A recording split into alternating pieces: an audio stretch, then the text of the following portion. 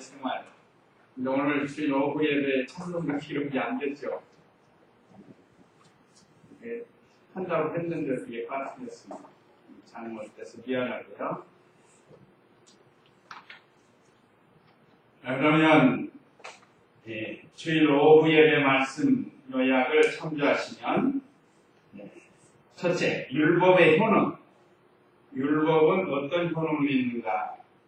율법을 나타내는 능력.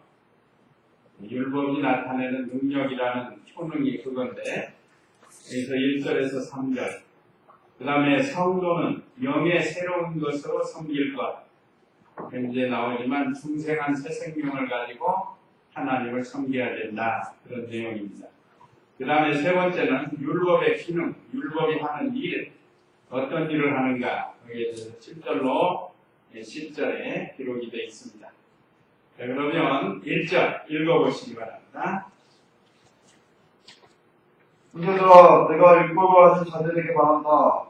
너희는 율법이 사람이 살아있는 동안에만 그를 지배하는 줄 알지 못하느냐? 예.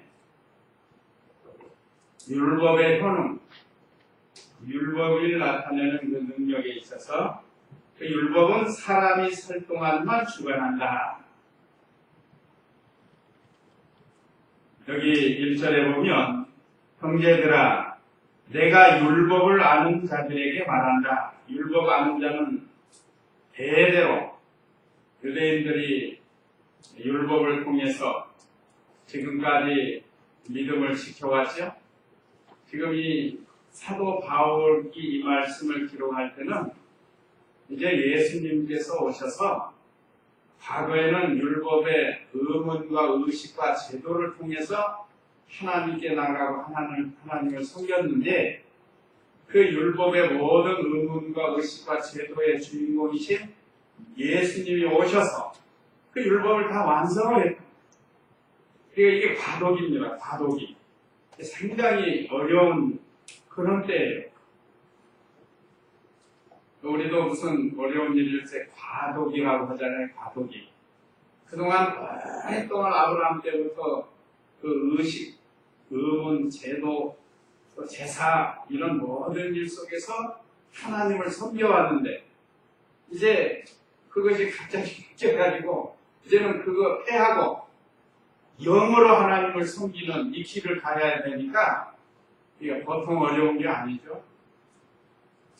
요즘 우리 성도들도 오랫동안 조상 섬기면서 살다가 모든 그 제사 제도를 다 없애고 신앙생활 한다는 게 쉽지가 않아요. 우리나라에서 아주 어려운 겁니다. 지금 우리나라에서. 하물며 이 오랫동안 율법의 모든 제도 속에서 살던 그 유대인들에게 영의 새로운 법으로 하나님을 섬기려고 하니까 이게 얼마나 어려워요. 그게 그 과도기라. 그걸 하나님께서 사도 바울을 통해서 가르쳐 주는데 상당히 어려운 내용들이 많이 있습니다. 이것을 우리가 잘 연구해서 우리 주일학생들도 가르쳐야 되고 우리도 또한 잘 받아야 되는데, 그래서 쉽게 지금 설명을 해주는 겁니다. 우선 아무리 법이라도 말이에요. 법, 율법이 아니래도 세상법도 마찬가지입니다. 세상법도 내가 살았을 때 법에 저촉이 되고 지키고 못 지키고 하는 것이지, 내가 죽으면 아무 소용이 없는 거예요. 그 율법이라는 게, 법이라는 게. 우리가 여기 지금 사도 바울이 율법을 아는 사람들에게 율법에 대해서, 그 효능에 대해서 자세히 가르쳐주는 내용이, 그래서 내가 율법을 아는 자들에게 말한다. 너희는 율법이 사람이 살아있는 동안에만 그를 지배하는 줄을 알지 못하느냐? 다 알고 있지 않느냐 이거예요.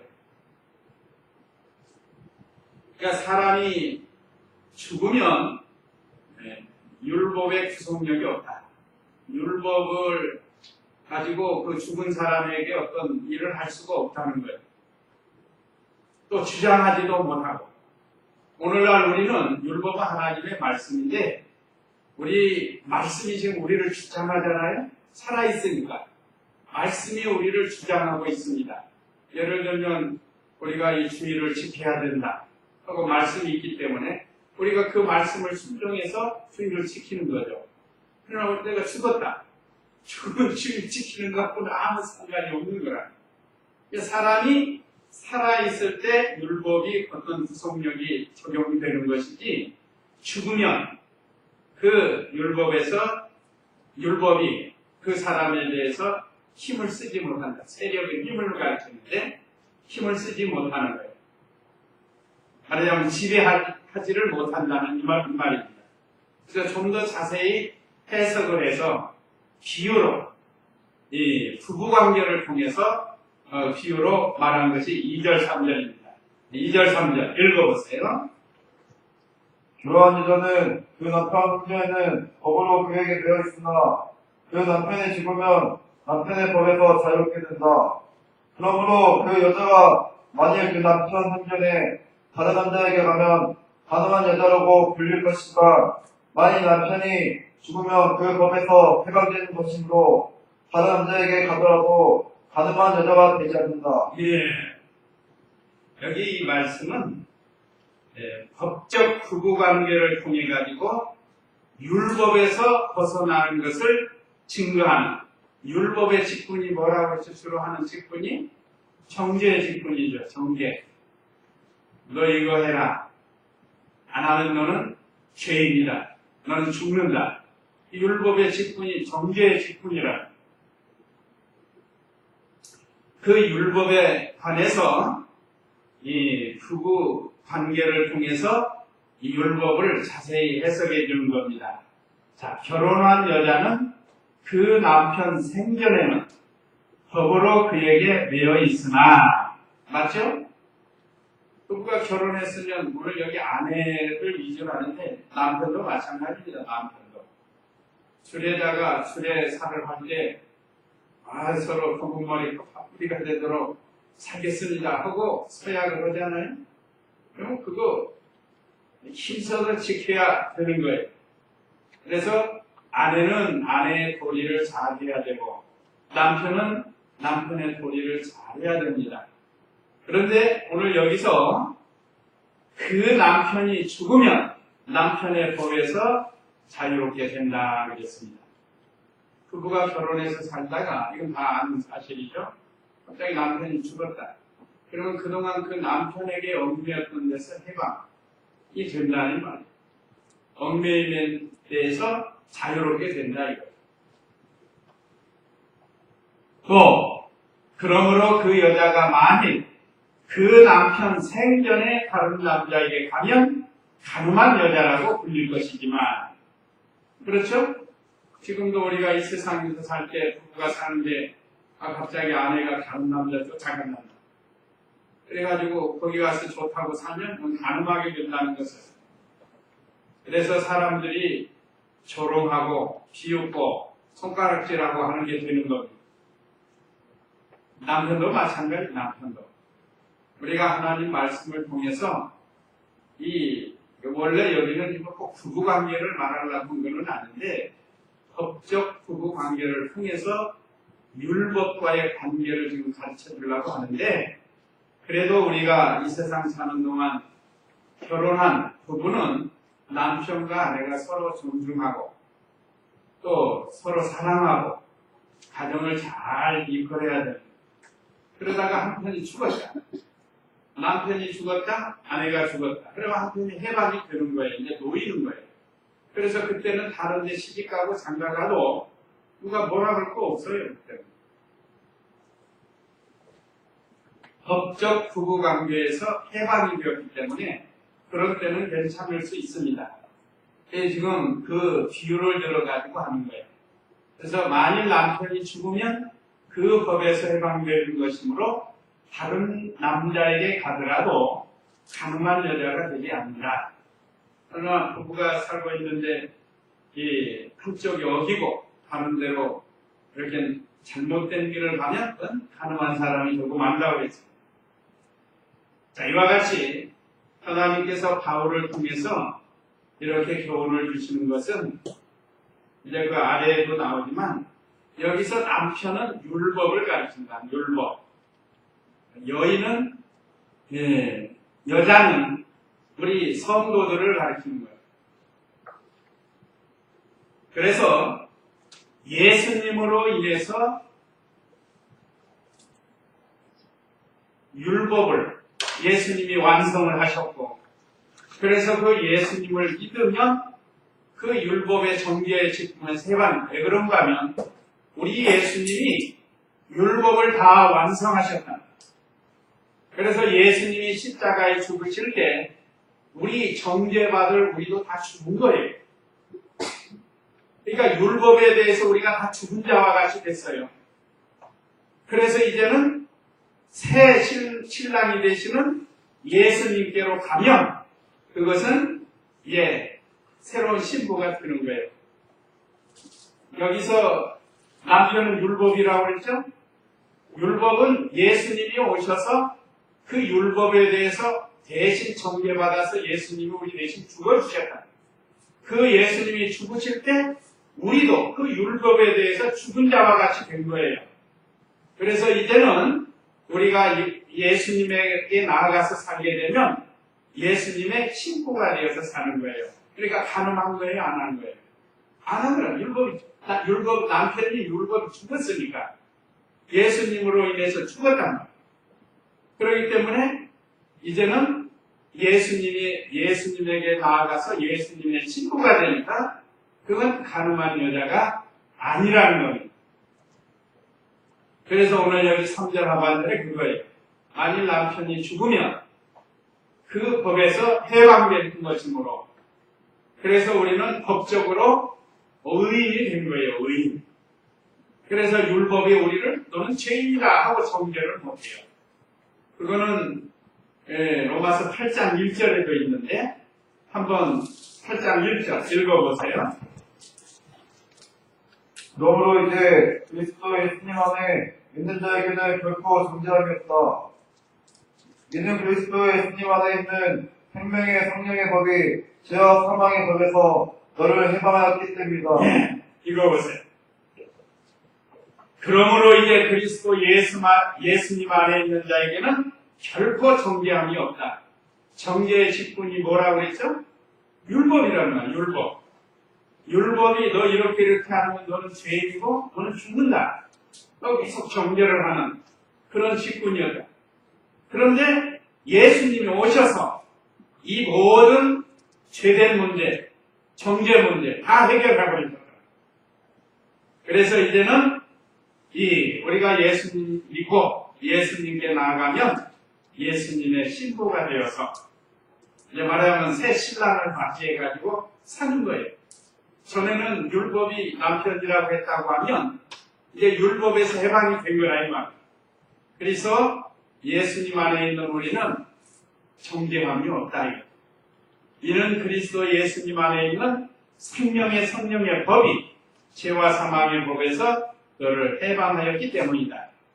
이제 또 다음 시간에 우리가 또 배울 수 있고요.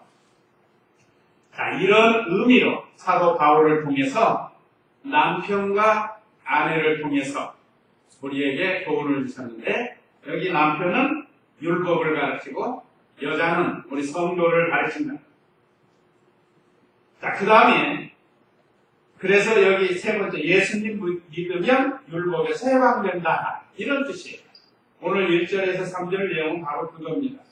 예수님을 믿으면 그 율법의 정죄의 직분인 율법에서 해방이 되어서 자유롭게 된다. 그런데 그렇게 하고 끝나는 게 아니고 두 번째, 대지는 성도는 영의 새로운 것으로 성결부가 됐습니다. 4절에서 6절에 보세요. 이건 또 무슨 말씀인가? 4절 읽어보세요. 나의 형제들아, 이처럼 너희도 그리스도의 몸으로 말미암아 율법에 대하여 죽임을 당하였으니, 이는 다른 분 곧 죽은 자 가운데서 살리심을 받은 분께 속하여 우리가 하나님을 위하여 열매를 맺게 하려는 것이다. 네. 성도는 영의 새로운 것, 이 중생한 영, 새 생명이죠. 이 영의 새로운 것은 중생한 영, 새 생명으로 사는 것을 가르칩니다. 그러니까 이제 우리는 하나님을 섬기는데 중요한 부분이 바로 이 중생한 영, 새 생명입니다.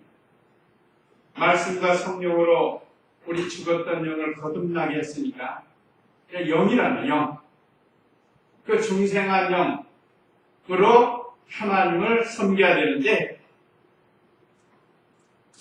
예수님께서 우리를 위해서 율법을 다 지키시고 예수님이 죽으실 때 우리도 다 같이 정죄받아서 우리가 죽었다. 죽어서 이제는 율법에서 해방이 된 우리는 이제는 어떻게 살아야 되는가? 그것이 우리 성도는 영의 새로운 것으로 하나님을 섬기는데 첫째가 하나님을 위하여 열매를 맺으라는 거예요. 열매를 맺으라는 거예요. 우리 공관책에는 성도는 율법에 대하여 예수와 같이 죽은 자임 하고 이렇게 기록이 됐는데, 자, 성도는 영의 새로운 것으로 섬기는데 그 섬기는 방법 첫째가 하나님을 위하여 열매를 맺는 일을 하는 거라. 아까도 오전 시간에도 기도하실 때 지금 계절상으로 열매 맺는 계절이죠. 뭐 일부 추수하는 것도 있고 앞으로 추수할 것도 있고 한데, 그러니까 이 자연을 통해서 금년에 우리에게도 열매 맺을 좋은 환경 여러 가지를 주셨는데 과연 우리가 열매를 얼마나 맺혔는가? 출석의 열매, 기도의 열매, 전도의 열매, 예배의 열매, 연보 열매, 열매가 얼마나 많은지 몰라요.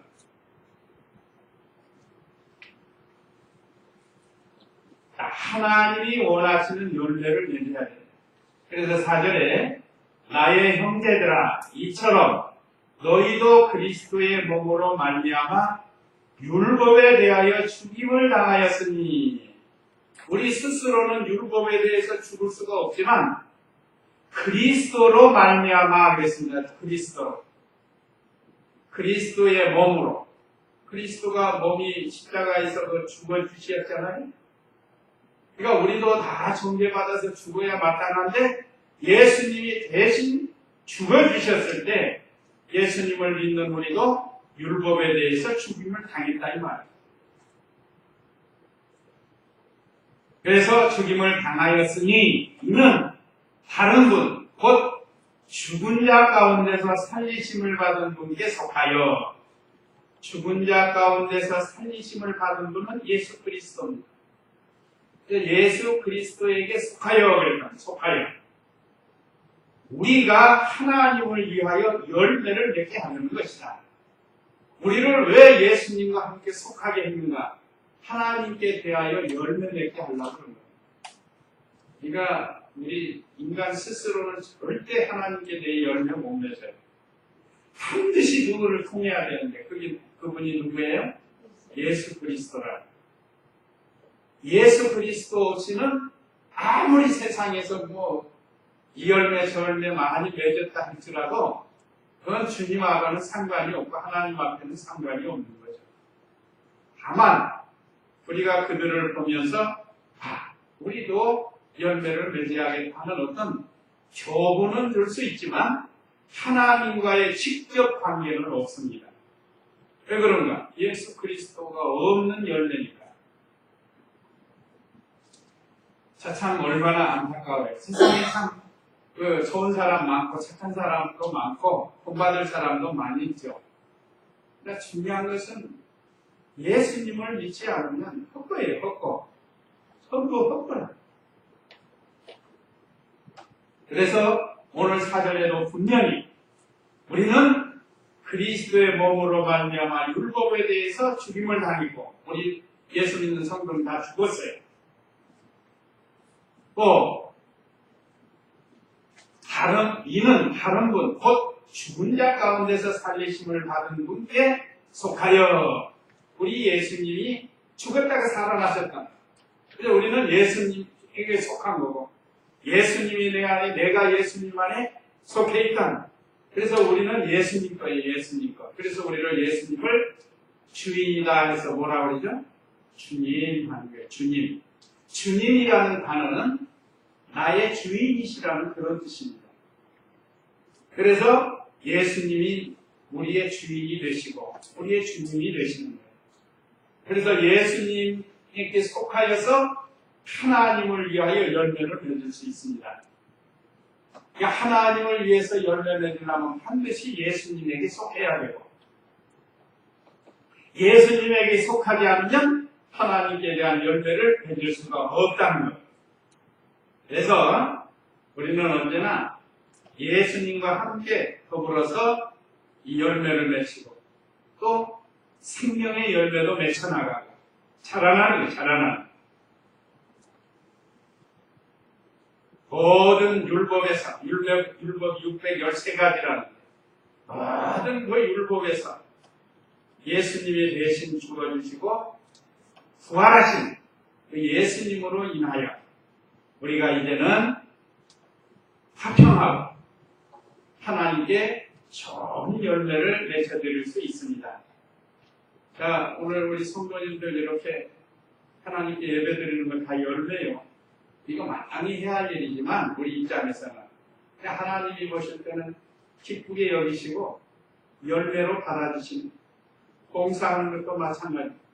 그러니까 무슨 봉사를 하든지 그건 다 하나님 앞에 열매로 이어지는 거예요. 그래서 제가 가끔 우리 각자에게 주는 그 재능을 하나님을 위해서 쓸 줄을 알아요.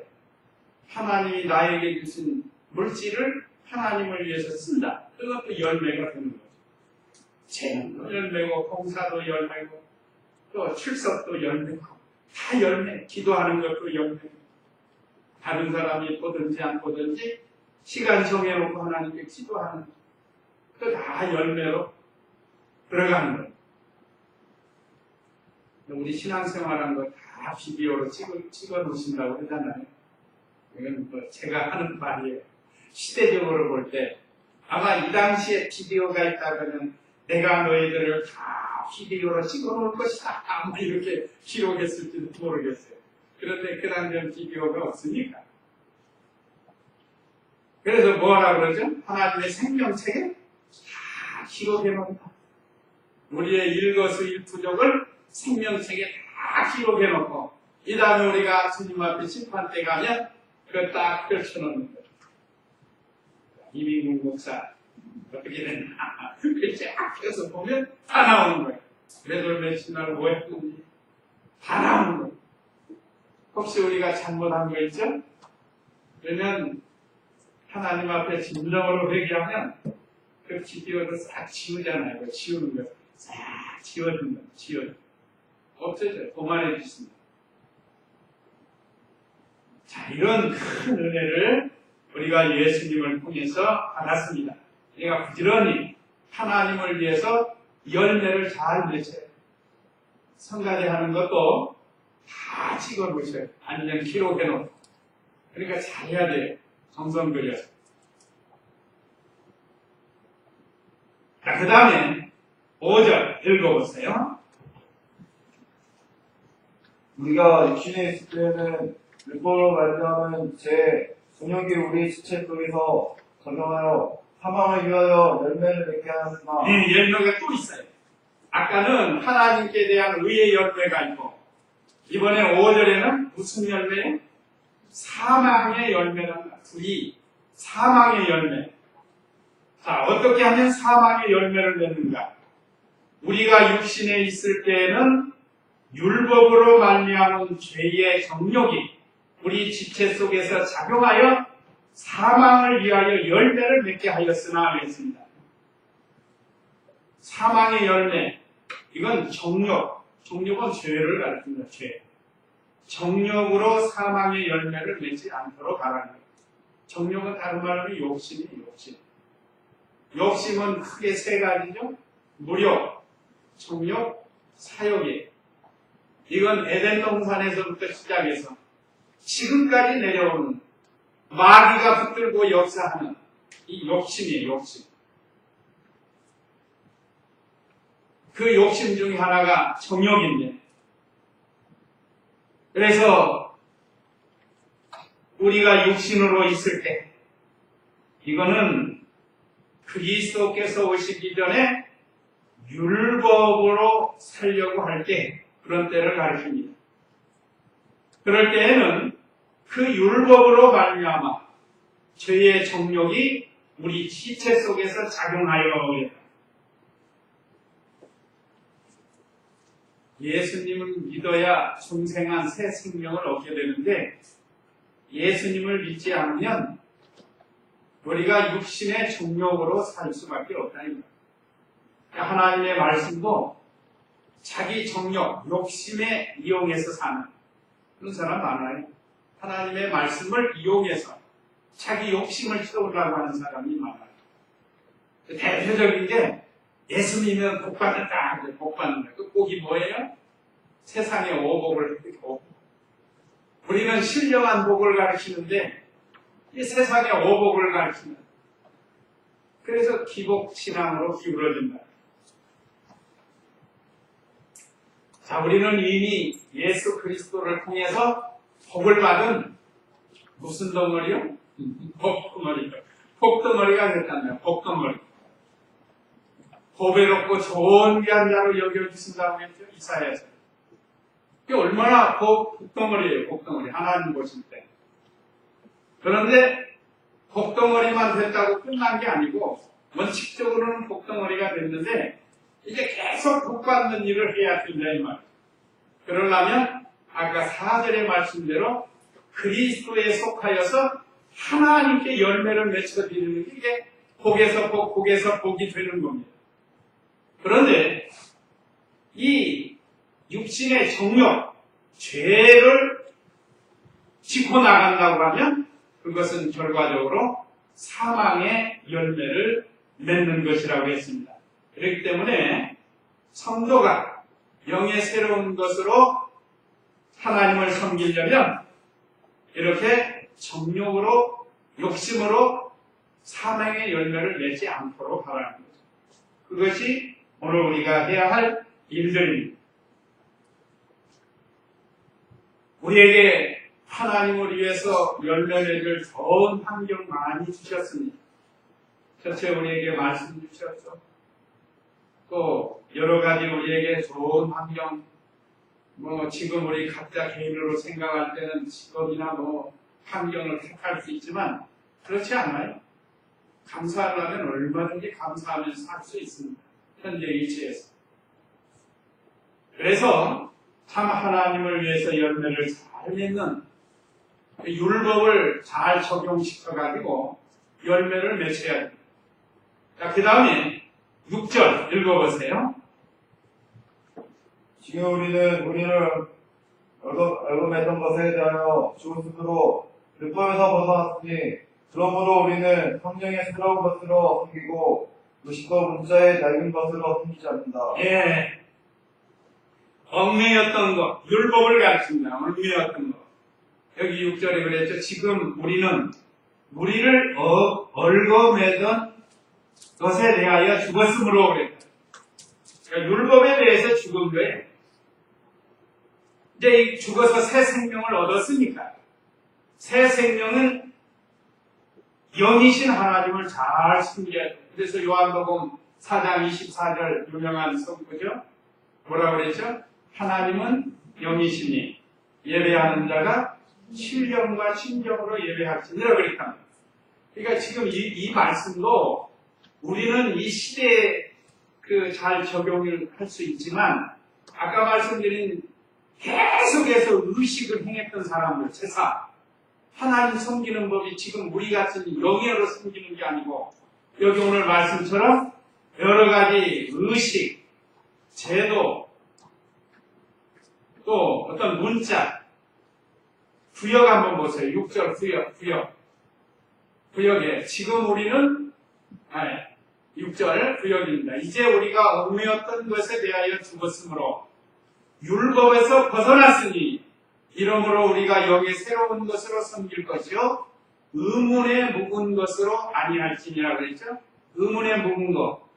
구약 성경에 보면 여러 가지 의문, 의식, 제도 이런 것들이 많이 있잖아요. 굉장히 많이 있습니다. 구약 시대는 토요 안식일을 지켜야 되고 또 짐승도 먹을 게 있고 먹어서는 안 되고 그런 것들이 많아요. 물고기도 먹어서 될 게 있고 먹어서는 안 될 게 있고 거기에 대한 신령한 뜻이 있단다. 그래서 우리가 그 신령한 뜻을 찾아서 진리를 깨달아 순종하고 지금은 이제 먹어도 된다 이 말이죠. 그러니까 먹으면 큰일 나는 줄 아는 사람들에게 먹어도 된다면 어떻겠어요? 난리 날 거 아니에요. 지금 그런 다독이의 사도 바울을 통해서 그 율법의 모든 의문과 의식과 제도를 합한. 그러니까 옛날에는 하나님께 오늘날로 말하면 예배드리려면 반드시 짐승을 잡아야 돼요. 가난한 사람은 비둘기라도 가지고 가야 되고 조금 여유 있는 사람은 양 잡아야 되고 더 여유 있는 사람은 송아지를 잡아들이고 그렇게 해야 된다. 그런 게 다 의문과 의식과 제도 속에 한 건데 그 주인공이신 예수님이 오셔서 우리를 위해서 피 흘려서 속죄해 주셨다 이 말이에요. 그러니까 이제는 양 안 갖고 가도 되고 비둘기 안 갖고 가도 된다. 그러니까 구약시대 사람들은 이 바울의 가르침에 대해서 아주 거부를 느낄 수도 있다. 그래서 이제 우리는 중생한 영, 새 생명으로 하나님을 섬겨야 된다. 그게 6절 내용이에요.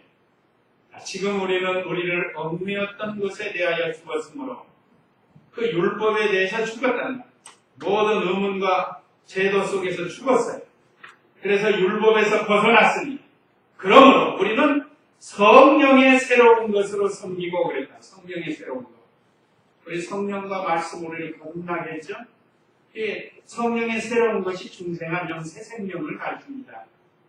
그래서 우리 공과에는 이제는 영으로 하나님을 섬겨야 한다 했는데 하나님은 영이시기 때문에 예배하는 자가 신령과 진정, 신령이라는 것은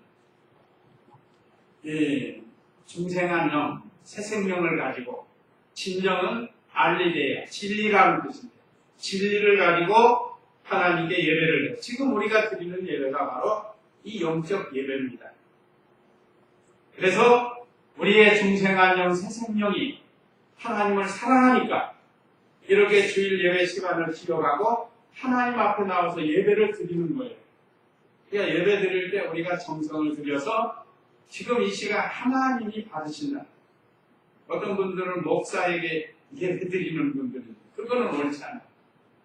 지금 사람에게 예배 드리는 게 아니고 하나님께 예배를 드리는 거니까 그야말로 신령과 진정으로 예배를 드려요.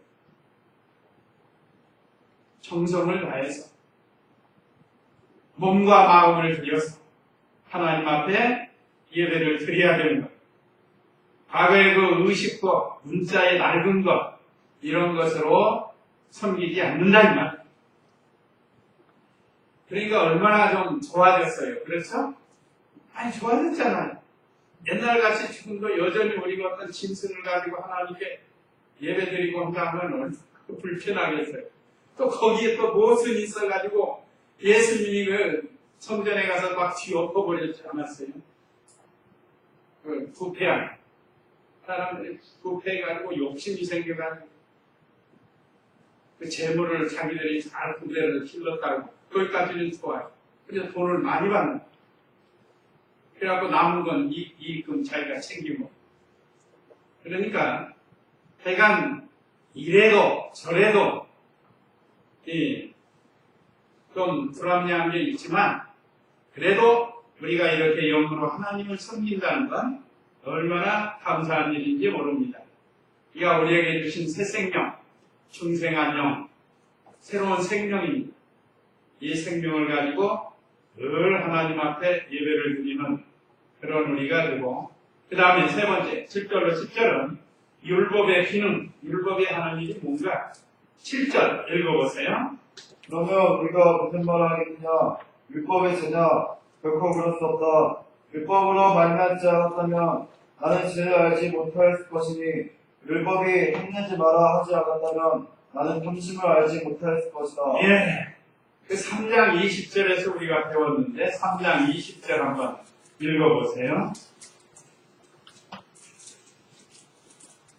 그러므로 율법의 행위로는 그분 앞에서 의롭다 하심을 받을 육체가 없으니 율법으로는 죄를 깨달을 뿐이다. 예, 아주 요절입니다. 그러므로 율법의 행위로는 그분 앞에서 의롭다 하심을 받을 육체가 없으니 하나님이 주신 율법을 행해서 구원받을 사람, 의롭게 될 사람이 없는데 하물며 율법이 없는 세계에서 어떻게 의롭다 함으로 얻을 수 있겠어요? 그럼 불가능한 겁니다. 율법을 다 지킬 수도 없을 뿐더러 그 율법으로 인해서 구원받을 자가 없는데 하물며 율법이 없는 그런 사람들이 어떻게 의롭게 될 수가 있어요? 이건 불가능한 거예요. 우리도 불가능할 수밖에 없는데 그래서 예수님을 보내서 예수님이 대신 율법을 지켜주시고 우리는 순전히 예수님의 공로로 예수님이 우리를 위해서 율법을 다 지켜주시고 하나님의 아들이시고 우리를 위해서 십자가에 죽으시고 부활하신 것을 믿습니다. 그러면 율법의 종교에서 해방이 되는 거예요. 다 용서받는 거예요. 그리고 율법에 하는 일은 죄를 깨닫게 할 뿐이다 그랬습니다. 율법을 지켜서 구원받는 게 아니고 율법은 우리가 어떤 죄를 지었는가 그걸 깨닫게 해준다. 그래서 오늘 여기 본문 10절에도 바로 그겁니다. 그러면 우리가 무슨 말 하겠느냐? 율법이 죄냐? 결코 그럴 수 없다. 율법은 하나님의 말씀입니다. 율법이 뭐 죄가 아니에요. 하나님의 말씀입니다. 그런데 율법으로 말미암지 않았다면 나는 죄를 알지 못하였을 것이니 율법이 탐내지 말라 하지 않았다면 나는 탐심을 알지 못하였을 것이다. 이미 몇 번 배운 걸로 생각이 됩니다. 율법이 탐내지 말라, 도적질하지 말라. 그런데 율법이 없을 때는 나는 그 도적질해도 탐내도 그게 죄인 줄을 몰랐다 이 말이에요. 몰랐어요.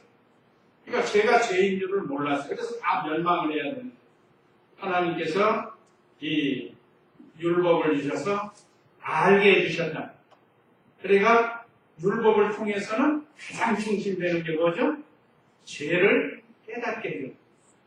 죄가 보통 죄가 온갖 죄를 다 깨닫게 해요. 우리 속에 또 다른 사람에게 행한 우리 마음에서 짓는 이 모든 온갖 죄를 깨닫게 해주는 것이 율법이다. 이게 율법의 하나님의 말씀이니까. 감사하죠? 우리가 율법을 잘 배우면, 하나님 말씀을 잘 배우면 죄를 많이 깨달을 수 있어요. 그래서 죄가 있는 곳에 은혜가 넘친다. 그러니까 그 말씀을 또 오해해가지고 그런 죄를 많이 지면 은혜를 더 함께 그게 아니고 죄를 많이 지은 사람이 깨달으면 그 은혜를 깨닫게 된다는 말이죠. 죄를 지으라는 게 아니라 여기도 그랬죠? 율법이 죄냐? 절대 그럴 수 없다. 율법으로 말미암지 않았다면 나는 죄를 알지 못하였을 것이니 율법이 탐내지 마라 하지 않았다면 나는 탐심을 알지 못하였을 것이다. 8절 읽어보세요.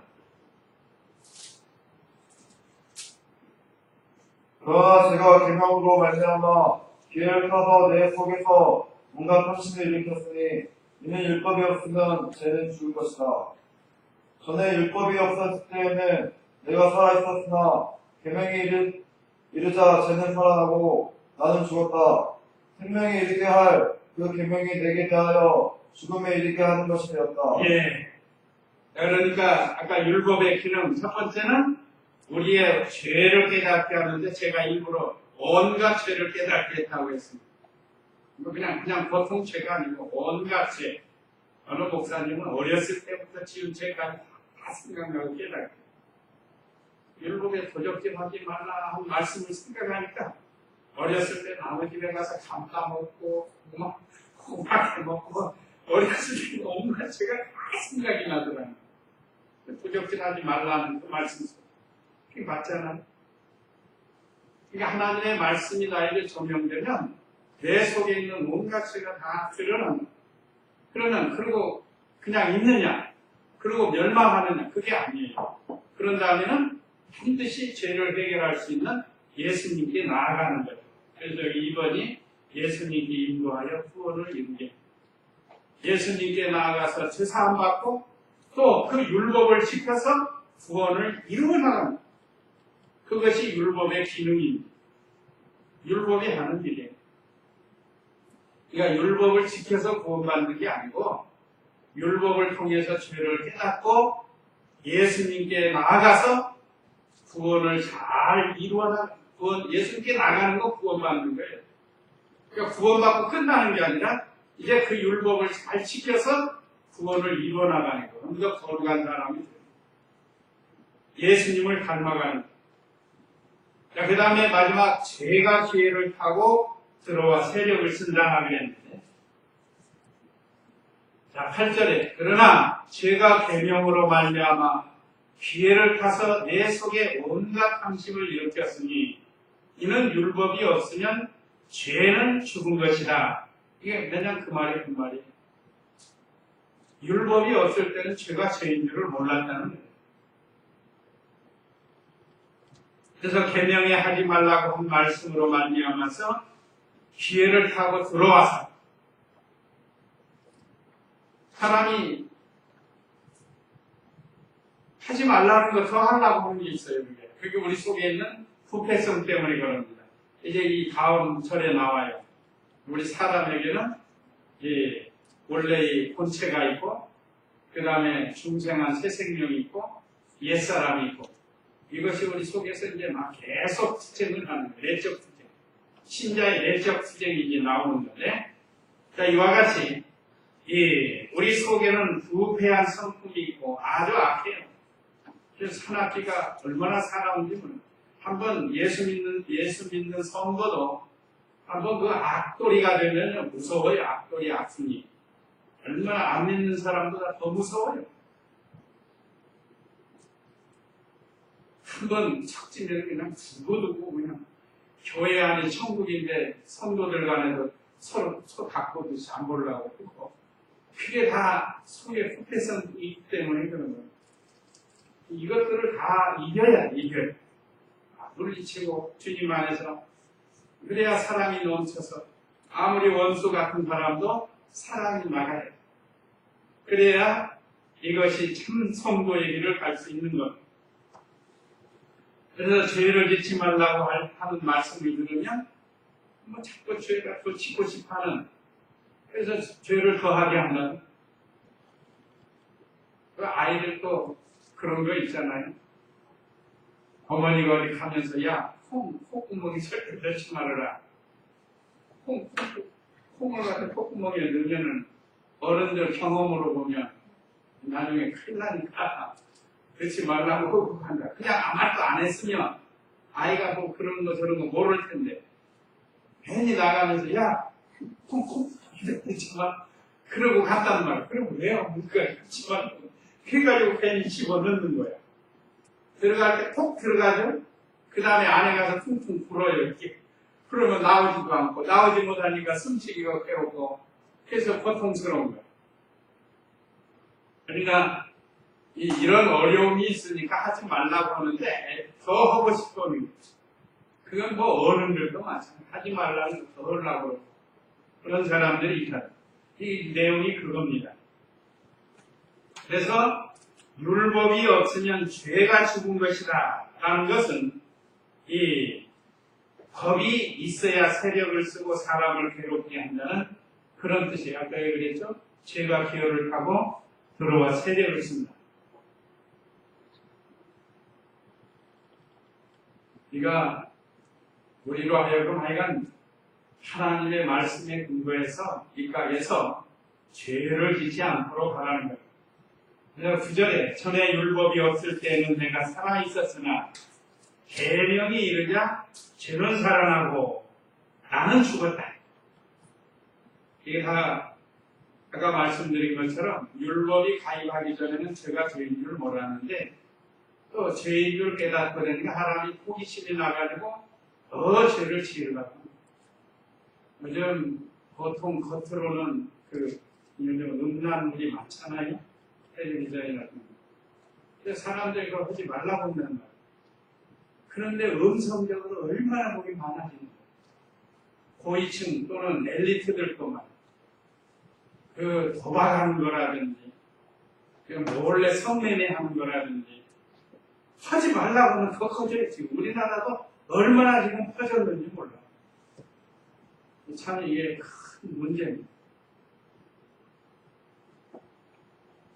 이게 바로 이런 내용들이 있기 때문에 우리는 이 말씀을 잘 기억해서 그러니까 죄는 모양이라고 버려야 합니다. 하나님께서 우리에게 여러 가지 계명을 우리에게 주셨는데 그거 하라고 준 게 아니고 하지 말라고 주셨어요. 또 어떤 건 하지 말라고 그거 억지로 하려고 하지 말고 하라 한 것은 잘 순종해서 하고 하지 말라 한 것은 하지 않는 것이 우리 성도가 걸어가야 할 길. 바로 이 중생한 새 생명으로 하나님을 섬기는 그런 길이에요. 그래서 오늘 사랑하는 우리 성도님들은 언제나 이 율법을 통해서 죄를 많이 깨닫고 또 예수님께로 나아가고 또 율법을 잘 지켜서 구원을 잘 이루어나가는 이 바른 길을 걸어가야 되겠습니다. 우리에게 주시는 교훈 첫째, 예수님 믿어 죄에서 해방됨을 감사하라. 우리가 예수님 믿어서 죄에서 해방이 됐죠? 얼마나 감사합니다. 그 다음에 두 번째는 새 생명으로 하나님을 잘 섬기라는 것. 우리에게 주신 영원한 생명, 중생한 영 새 생명을 우리에게 주셨으니까 이 새 생명을 잘 사용해서 하나님을 섬기고 열매를 잘 맺으라는 거고, 세 번째는 죄를 깨닫고 말씀을 잘 순종하라. 율법을 통해서 죄를 많이 깨닫고 회개하고 하나님 말씀 잘 순종해서 주님 앞에 설 때 인정받는 저와 우리 성도님들 다 되시기 바랍니다. 이제 다 같이 이 말씀 기억하시고 잠시 기도하겠습니다.